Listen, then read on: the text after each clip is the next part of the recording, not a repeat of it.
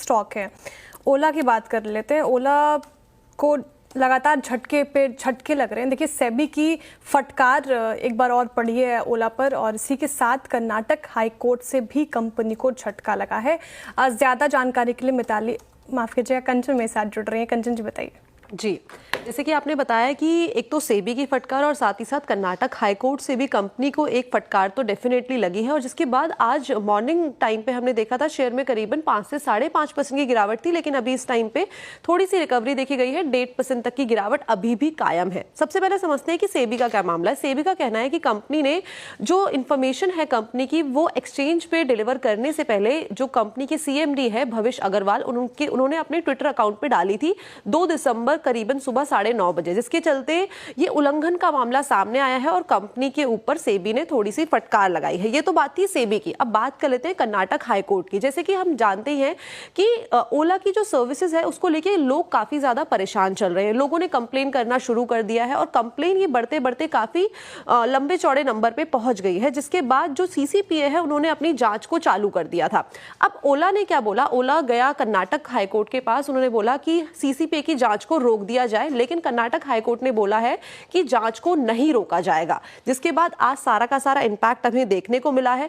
इस टाइम पे number of complaints हम देखें तो वो करीबन 10,500 के आसपास बनी हुई है, और इसके बाद बोला है कि 6 महीने के अंदर अंदर इन सभी कंप्लेंट्स को कंप्लीट करना होगा। कंप्लेंट्स क्यों की गई है? कंप्लेंट्स की गई है कि जो कंपनी ने प्रोमिसेस किए हैं वो फेक प्रोमिसेस है, सर्विसेज को लेके, कंपनी के प्रोडक्ट्स को लेके और फेक एडवर्टीजमेंट को लेके लोगों ने कंप्लेन की है, और वो बोल रहे हैं कि जो कंज्यूमर राइट है वो भी कहीं ना कहीं छिनता हुआ दिखाई दे रहा है। और इससे कर्नाटक हाईकोर्ट का यह भी कहना है कि कंपनी अपनी इन्वेस्टिगेशन से बचना चाह रही है, जिसके चलते उन्होंने पूरा का पूरा ये कर्नाटक हाईकोर्ट तक मामला खींचा है। तो ये दोनों ही केसेस है जिसके चलते आज ओला में हमें एक इम्पैक्ट देखने को मिला है। बिल्कुल कंचन, सेबी की फटकार, साथ ही जो कस्टमर्स है ओला को लेकर काफ़ी ज़्यादा चिंता जाहिर की है उन्होंने, और कर्नाटक हाईकोर्ट से ये फटकार, दोनों ही चीज़ों के कारण डेंट पड़ता नजर आया। शुक्रिया कंचन तमाम जानकारी के लिए।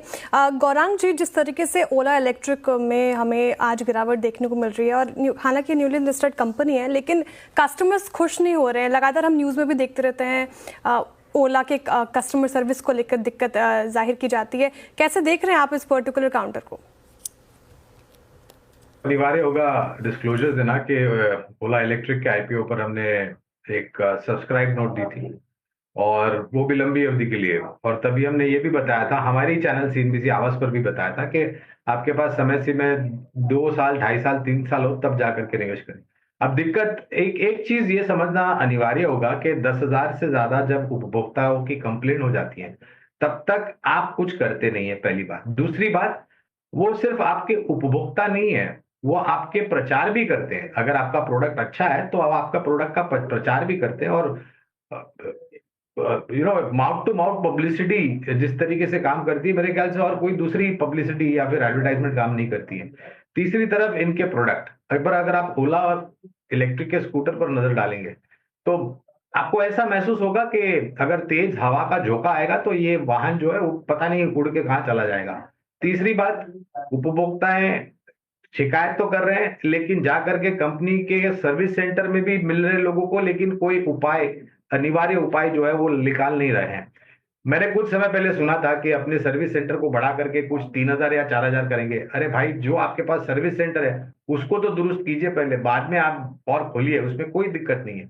और जो मोटरसाइकिल इन्होंने लॉन्च की थी 15 अगस्त 2024 को, वो आपको मिलेगी अगले साल दिवाली के पश्चात, या सॉरी इस साल दिवाली के पश्चात। तो कंपटीशन बहुत बड़ा है और दिक्कत बहुत है। मेरे ख्याल से इनको बहुत ही ठोस कदम उठाने पड़ेंगे अपने कंपनी को और प्रोडक्ट को ठीक करने के लिए और बैलेंस शीट को ठीक ठाक करने के लिए। ओके, वैसे गौरांग जी, उम्मीद करिए कि वो ऐसा हवा का झोंका ना आए, क्योंकि अगर वो स्कूटर उड़ा के ले गया तो मतलब कुछ बहुत बड़ा साइक्लोन होगा तभी होगा।